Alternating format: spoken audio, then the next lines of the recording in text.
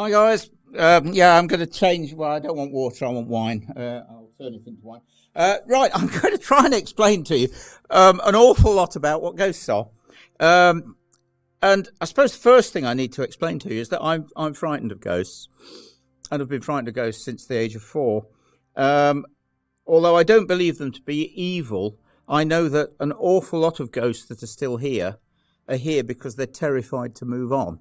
Hence the fact that normally I actually wear, this is a medieval, can't see it very well, you might be able to see it, I'm not sure, medieval Irish cross that I wear most of the time when I'm doing ghost hunting, because I believe that it may well keep the spirits away that are frightened because of the church, which is what I'm going to talk about. So straight away, I think we need to move away from something as boring as what that is there to something, I think, hopefully, if it works. Aha! It did!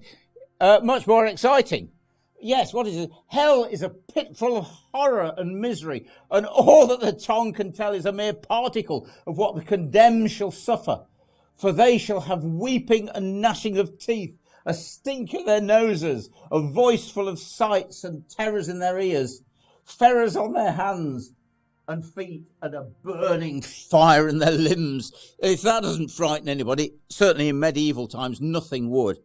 One of the things I must say to you, do you realise, guys, how many religious ghosts there actually are? How many people see ghosts of nuns, monks, priests, vicars, not tarts, just literally vicars and nuns. The number of people that report a grey nun, a monk in a brown habit or in a black habit. Why do so many people see religious ghosts?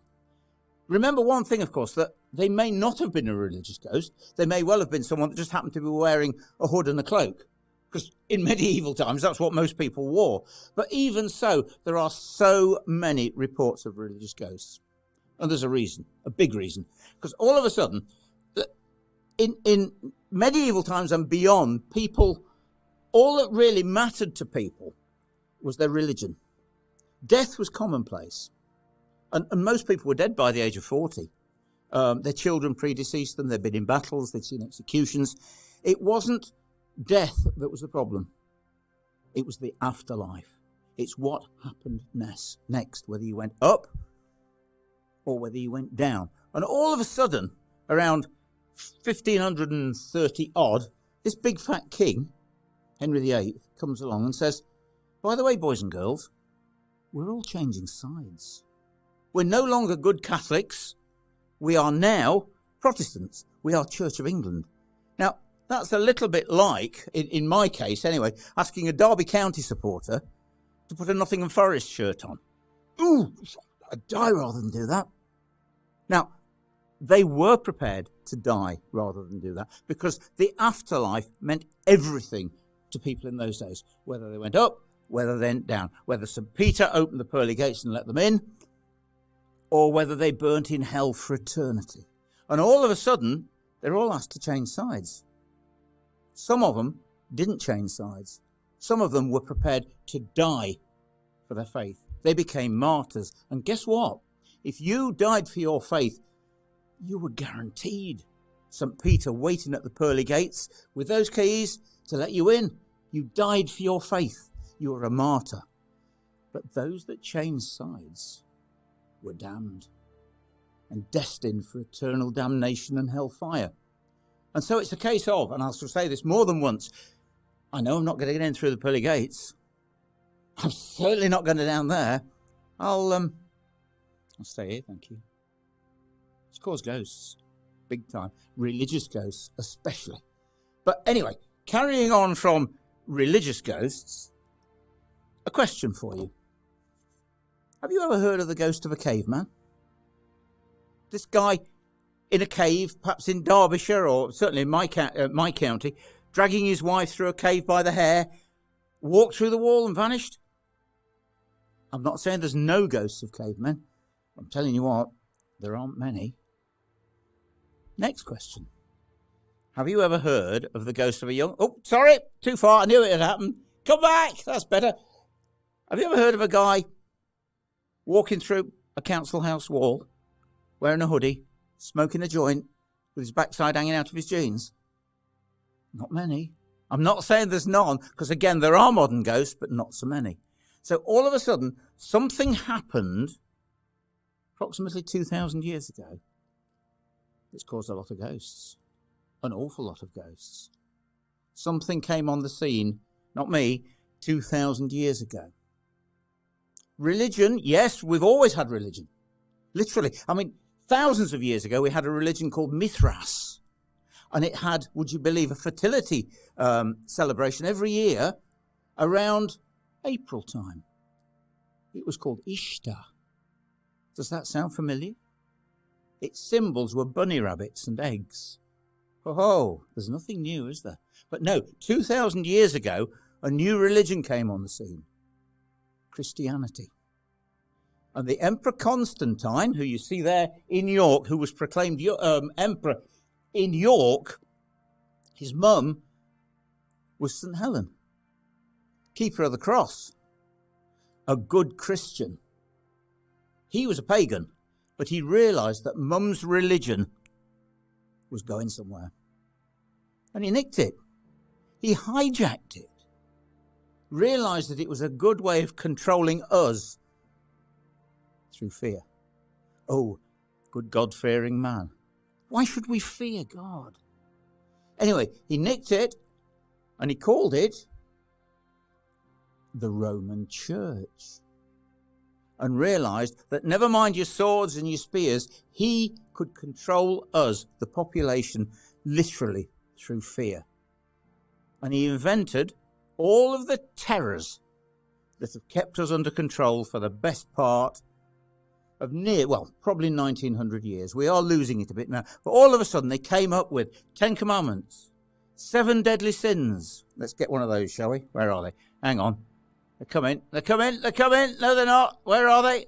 There they are. 7 deadly sins, 4 mortal sins, purgatory, hellfire, damnation, Beelzebub, Baal, the devil, demons, the Antichrist, witches. Oh my goodness. All of this stuff that absolutely terrified medieval man. And so imagine let's go back here. Imagine you've broken one of the 10 commandments. You've committed a mortal sin. Where are you going to go? Do not pass go. Go straight to hell and burn in hellfire. For how long? A long time. Eternity. How hot? Hotter than even underneath these lights here. 10,000 degrees centigrade with gnashing of teeth and ripping of flesh and all the terrors of Dante's Inferno.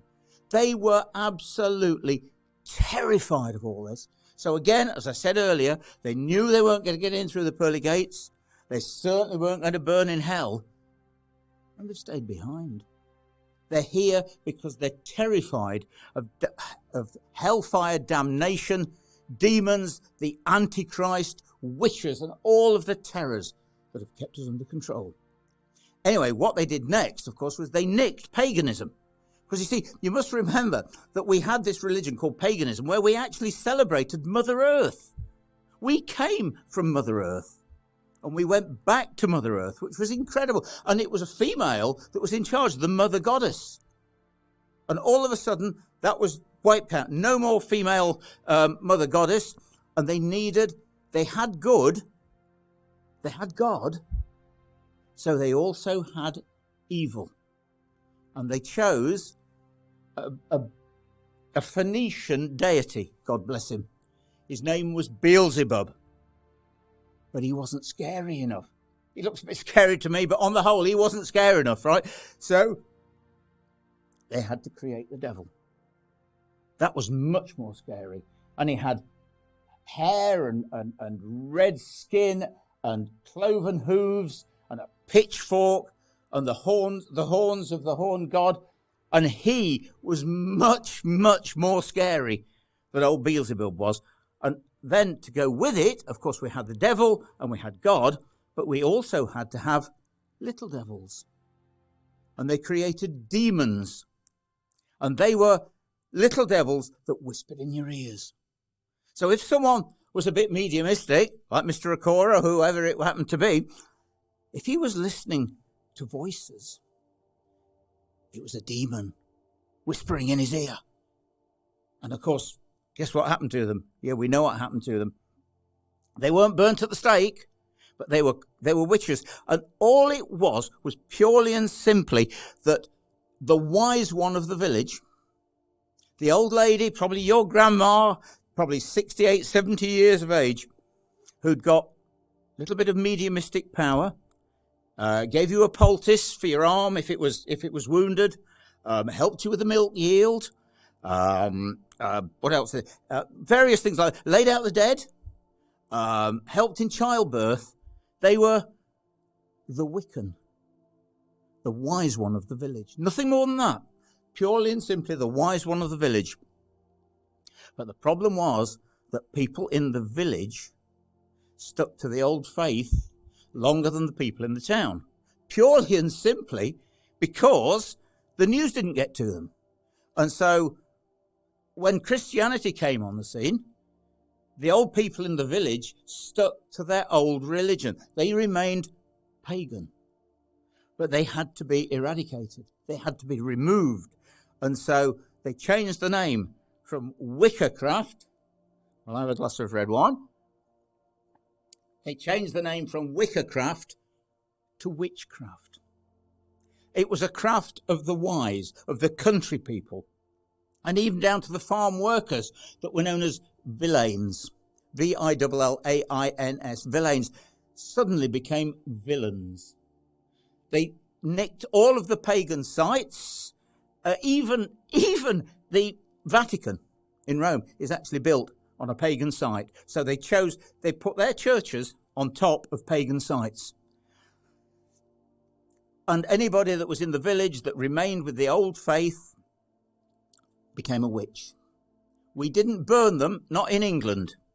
Because basically in 1560, Queen Elizabeth made witchcraft in this country a capital offence. So yes, it works. We hanged our witches in England. The Scots burnt their witches. Europeans burnt their witches. But we didn't. We hanged them. So you think about this. This is the old lady, your grandma, that was nothing more than the wise one of the village, that someone wanted her land at the bottom of the garden, or she was a neighbour from hell. So point the fickle finger of fate at her.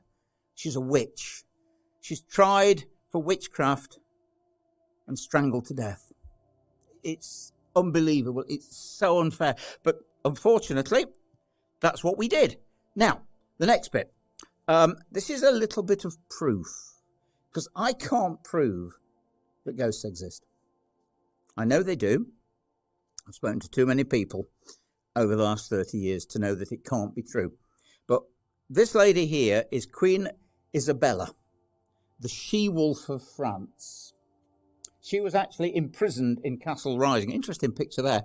That's supposed to be the ghost of Queen Isabella, the she-wolf of France. And if you look to the left-hand side of what is believed to be her, you're supposed to be able to see her wolf at the side of her. Anyway, she was a bad girl. She was she wasn't born at all. She was born in France, and she was the daughter of the King of France. But she married King Edward II, King of England.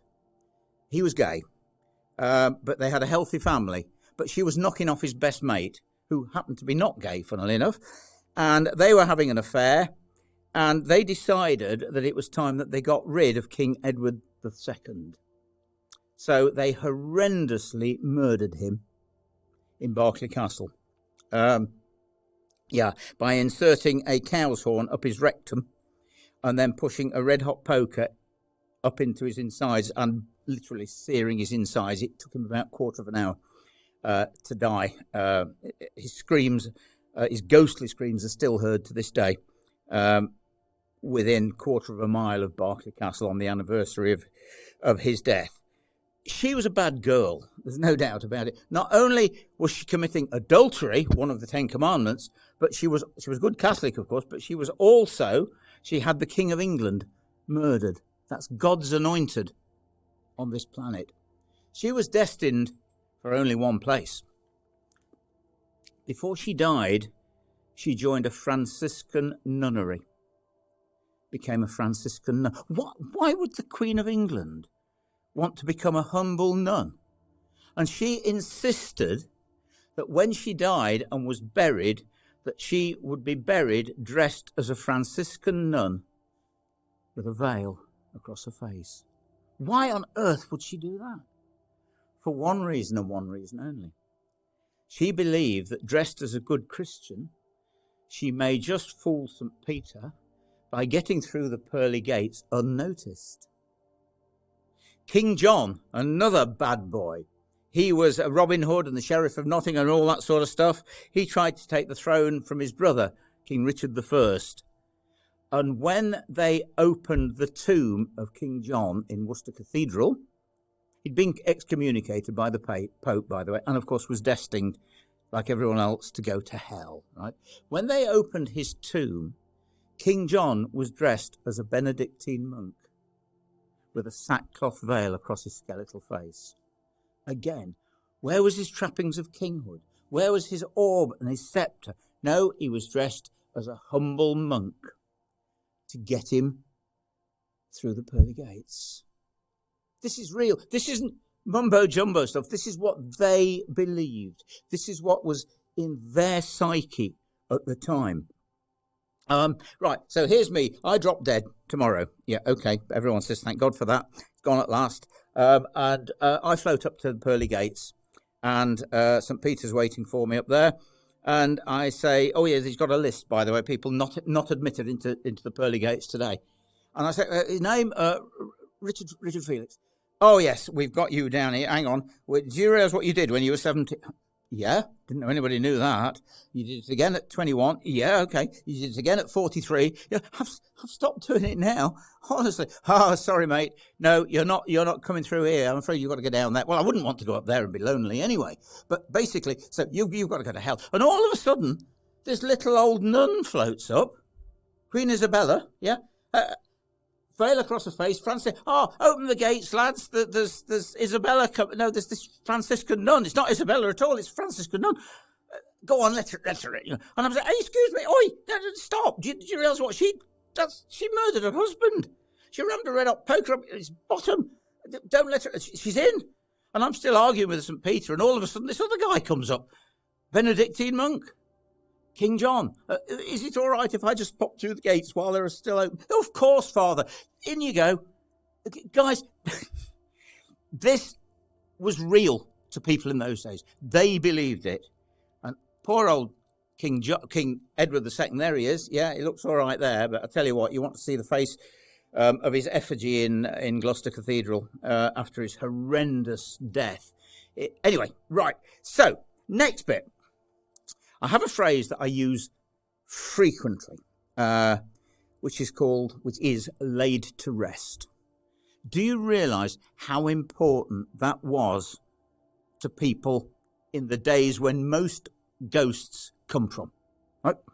Laid to rest. What they needed in those days, because of their religion, because of Christianity, they needed 6 foot of English earth, a gravestone with their name on it, their family round the grave, and a Christian burial service to lay them to rest. If they didn't get that, as some didn't, as many didn't, where are they? They're wandering the earth. They're not laid to rest. They're wandering the earth as a tormented soul. And so people desperately craved a decent burial, but some were denied it. Soldiers on battlefields crawled away being severely wounded, died alone in a ditch, no closure, no laid to rest, still wandering the battlefield to this day. Battlefields are one of the most underestimated haunted sites on the planet. Because until reenactment came on the scene, who went on the battlefield? The farmer, the guy walking his dog. But since reenactments come on the scene, reenactors act as trigger objects for the ghosts that are still wandering around, still waiting for closure, still waiting for a Christian burial service to lay them to rest. Because of this, resurrection men came on the scene. This was denying people something very important to them. Body snatchers. In the 17th and 18th century, there was not enough bodies for people to dissect. And so grave robbers used to, guess what? Rob graves. People were terrified of their bodies being dissected because they believed if their body wasn't whole, on the day of judgment, there would be no material resurrection for them, and they would go straight to hell. So body snatchers were also known as resurrection men. There'd usually be 2 or 3 of them. They had wooden spades so that they didn't make a sound when they were digging into the ground and hitting stones. They had a sack with them, a rope, and usually a little boy with them as well. The families would sit sometimes on a grave for up to a fortnight to stop the resurrection because they needed fresh cadavers. They didn't want anything that was rotting. It had to be dug up almost the same day it was buried. They even put watch houses in graveyards so that the family could shelter in the watch house with windows watching over their loved ones' graves. But if there's somebody there that was an itinerant worker, nobody knew who they were, they'd been buried in the graveyard, the resurrection men would be there that night. They'd start digging where the head was. They didn't dig the coffin out. They dug down where the head was. They always knew which way they were buried.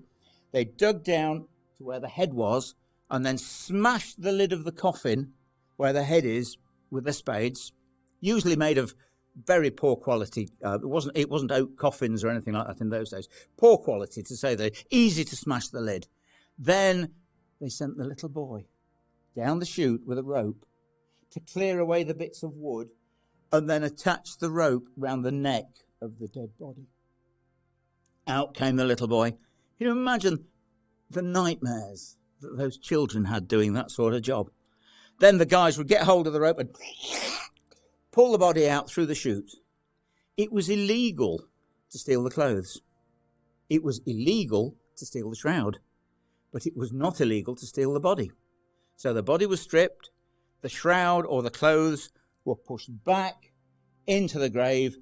The grave was filled in. The body was wrapped in the sackcloth and taken to the nearest doctor, who would pay anything up to 6 guineas for a freshly delivered body. They were denying those people going to heaven. Because again, as I've said, they would not be whole. This is why it's still to this day difficult to get donors for body parts.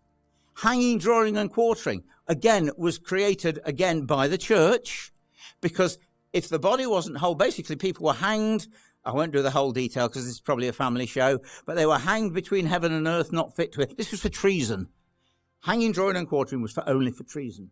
And you were hanged between heaven and earth, not fit to inhabit either, dragged to the execution backwards because treason was unnatural. Your guts were pulled out because of the inward treacherous thoughts you'd had. Your head was severed because your head had thought up the treacherous thoughts, and your body then divided into 4 equal quarters. Those quarters were then taken to different parts of the town or different parts of the country, so those body parts couldn't come back together. So, on the day of judgment, body not whole, you're going to hell. Again, creating ghosts. The Murder Act of 1752, again devised by the church. From 1723, there were 222 hanging offences in this country.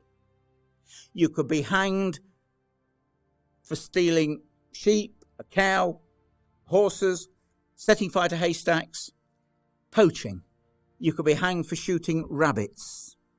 You could be hanged for murder. You could be hanged for attempted suicide. But let's just put this into context, right? So a guy that had shot a couple of rabbits, right? His family, 9 children, wife pregnant, he's out of work. He shot a couple of Lord so-and-so's rabbits to feed his starving children and was sentenced to hang. Another guy murdered one guy that I've got in Derby jail that actually hacked his niece and nephew to death with a gorse hook. It's like a scythe. It's not a nice weapon. He decapitated this 4-year-old niece and hacked his 8-year-old nephew to death. Now, I believe that he should hang. But the guy that shot the rabbits? Did Lord so-and-so need the rabbits? Did he eat rabbit? He got 3,000 acres. How many rabbits were on his estate? I'm sure he ate venison and roast beef. Could he not spare a couple of rabbits? So they were sentencing the poacher to death, condemning not only him, but probably his children as well. Because without Dad, the guy that poached, that worked, how is the wife going to feed those children? And so in 1752, the church came up with a brilliant idea of making the punishment fit the crime. And they came up with the Murder Act of 1752, which stated that no murderer was allowed to be buried. Murderer was not allowed to be buried. No closure, no laid to rest, no 6 foot of English earth, no family round the grave. But hang on, what are we going to do with the body? The sentence of death for the murderer was that you be hanged by the neck until you are dead and then publicly dissected in either the local infirmary or the local shire hall. As you can see from this picture here, you can see the murderer has still got the rope around his neck. You were taken back to the shire hall, wired up to a battery first of all, called galvanism. The chest heaved, the eyes blinked, one of the legs would go into the air. People were terrified. This was public, by the way. People watched. They were, I suppose, in a way, without realising, trying to bring them back to life, which wasn't far from the truth. Because we all know now how we bring people back to life. 2 paddles on your chest. So, after playing with the body, everything was removed, examined for the furtherance of medical science. Your skin was flayed, removed. Your bones were boiled in a big cauldron to get the meat off them.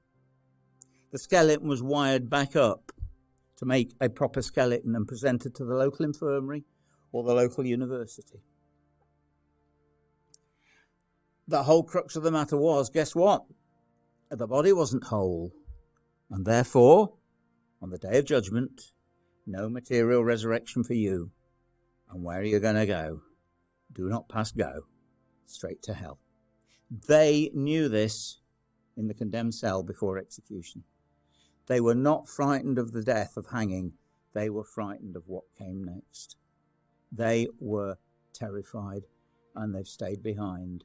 And this is one of the reasons why so many prisons, of course, in this country have so many ghosts in them.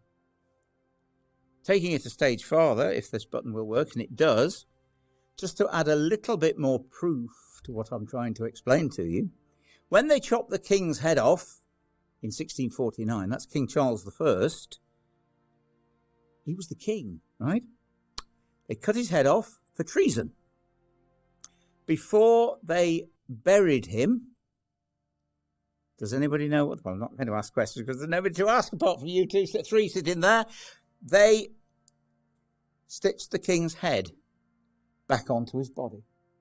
You can clearly see in this painting here the stitch marks around the king's head. Why would they bother to stitch the king's head back on? Because he was the king. He was God's anointed on this planet. A little God put here by God to rule us until he died. And then when he floated up to heaven, of course, those gates were open for him. He had a little golden throne, of course, very close to God's. But if his head wasn't on his body wouldn't be whole. And on the day of judgment, there'd be no material resurrection for the king. And although they wanted to kill him, they didn't want to send him to hell. So they stitched his head back on. And hopefully, King Charles I made it through the pearly gates. When Oliver Cromwell, who of course was responsible for the king's execution,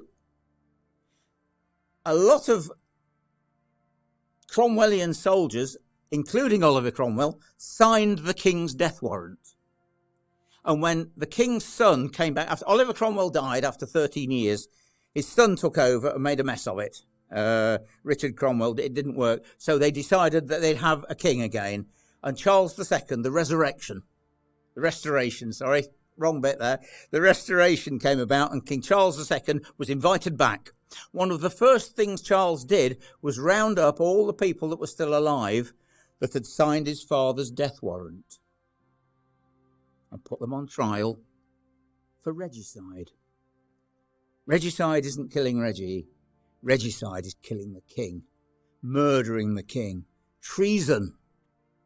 Those that were still alive, not many of them, a third of them had fled to France, a third of them were dead, but a third of them were caught, tried and hanged, drawn and quartered for high treason. Of course, again, sending them all to hell. But Oliver Cromwell was dead. He'd been dead for 3 years. Didn't matter. They went to Westminster Abbey in King Henry VII's tomb where Oliver Cromwell was buried, and they dug him up. They took his body to Tyburn in London, which is where all the executions took place, this is where Marble Arch is now. They hanged Oliver Cromwell's dead body for 24 hours. They took Oliver Cromwell's dead body down and chopped off his head. They took his body 20 miles away and threw it in a cesspit. They took Oliver Cromwell's head and stuck it on a spike, as you can still see there to this day, and stuck it on London Bridge. Why? He'd been dead for 3 years. But of course, they didn't realise, they didn't know the time limits. Perhaps there was no time in the spirit world. And they thought that although he'd been dead for 3 years, they might just be able to catch his spirit before it got through the pearly gates and send it to hell. What a load of bollocks. Guys, they believed it. It was in their psyche. It was in their minds. And they believed that hopefully that they could catch Oliver Cromwell's spirit and send it to hell. His head is still around. It's still preserved. It's under He was educated at Cambridge, and it's actually buried under the floorboards of Sidney Sussex College in Cambridge to this day. Whether Oliver Cromwell actually haunts the place, I'm not sure. But it is again, all I'm trying to explain is that it was part of their psyche. So the Murder Act, as I say, of 1752, they needed a punishment beyond death. And as they stated here, death was not punishment enough. They had to come up with something that was beyond that sent people to hell. And so the Murder Act was brought in, and I cannot imagine how many murderers were actually sentenced to death. Most of them, yes, for murder, I understand that. But, I mean, tonight I'm actually doing a talk in, forgot where I'm going, Kingswood Museum tonight in Bristol, talking about a guy that was hanged, dissected, and his skeleton was preserved until 2011, when his great niece did some family history, and she actually traced him and found that his skeleton was still on display in Bristol University, and she actually managed to get a funeral for him and had him buried. Whether his ghost wandered, I don't know, but they believe, of course, now that burying him, giving him a Christian burial service, which was what everybody needed in those days, they hope that they've actually laid him to rest. Interesting one about families. It's not just the murderer that was punished. It was the family that was punished as well. You see, by publicly dissecting the body, you actually obliterated them from the planet.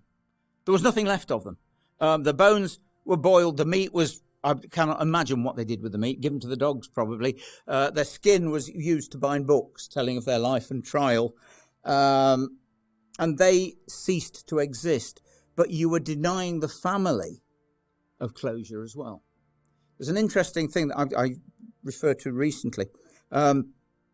About 4 years ago, the Cardiff football player, the Argentinian lad that died in the plane crash, he was a good Catholic, of course.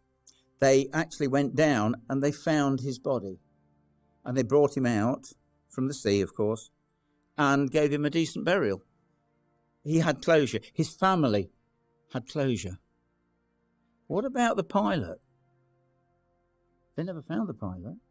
I'm not saying they didn't look for the pilot, because I'm sure they did. But the pilot was never found. What do you think his family thinks of that? This is in the 21st century, and they've not had closure. They have not been able to lay their loved one to rest. Wind yourselves back 200 years to the days when most ghosts come from, and think what it did not only to the family but to the person waiting for closure who never got it. I think that's the last. It is. No, it's not. So there's the condemned cell. That's the poor guy. What's he doing? Waiting for death, knowing only too well that he is not going to heaven. He's a sinner. He's going to burn in hell for eternity. And just to actually upset them even more, those that could read, they used to leave books like this in the condemned cell to terrify them even more before their death. And that's the disclosures on the glory and the terrors of the resurrection. It's just beyond belief what we did to people in the name of whatever's in the sky. How we've tortured, murdered in the name of well, because my Santa Claus wears a green coat and your Santa Claus has got a red one. So I'm going to kill you for it. I'm going to torture you for it. And guys, we're still doing it today in the name of the spirit in the sky. It's incredible that we're actually singing from the same hymn sheet. The church, again, deny that there are ghosts. But they've got one. It's called the Holy Ghost. And we're singing from the same hymn sheet. Spiritualism is actually becoming the new religion. The church is on the decline, but people still want to believe that there's something else, that we go on to something else. I am totally convinced that we do go on to something else. I'd like to change the name from ghost to energy, but that's another talk for later. I'll just finish with this. Science will not accept that ghosts exist. No such thing as ghosts. Absolutely not. A load of rubbish. So next time a scientist, a guy with letters after his name, tells you there's no such thing as ghosts, just quote this to them. For the last 400 years, men with letters after their names, astronomers, peered into the night sky, looking through their telescopes at ghosts. Because by the image of that dead star travels the millions of light years to the end of his telescope, he is looking at something that no longer exists. He is looking at the ghost of something that once exists. There's no such thing as ghosts, are there, guys? Oh, yes, there are. Thank you very much.